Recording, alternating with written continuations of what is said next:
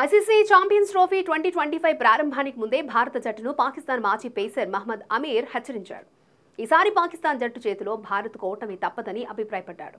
ఇటీవల పరిమిత ఓవర్ల క్రికెట్లో పాకిస్తాన్ మెరుగ్గా రాణిస్తోందని, వరుస విజయాలతో జోరు మీద ఉందని చెప్పుకొచ్చాడు. మరోవైపు భారత్ పేలవ ప్రదర్శనతో చతికిలపడిందని, తీవ్ర ఒత్తిడిలో ఉందని అన్నాడు. ఈ క్రమంలోనే భారత్పై పాకిస్తాన్ పైచేయి సాధిస్తుందని అంచనా వేశాడు.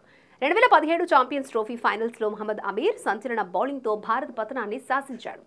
ఇదే అంశాన్ని ప్రస్తావించిన మహ్మద్ అమీర్ ప్రస్తుతం భారత్ తీవ్ర ఒత్తిడిలో ఉందని, పాకిస్తాన్కు కలిసొచ్చే అంశమని అభిప్రాయపడ్డాడు.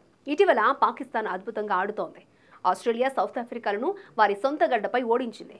ఇదే పాక్ బలాన్ని తెలియజేస్తోంది. ముఖ్యంగా ఓవర్సీస్ కండిషన్స్లో పాకిస్తాన్కి తిరిగేలేదు.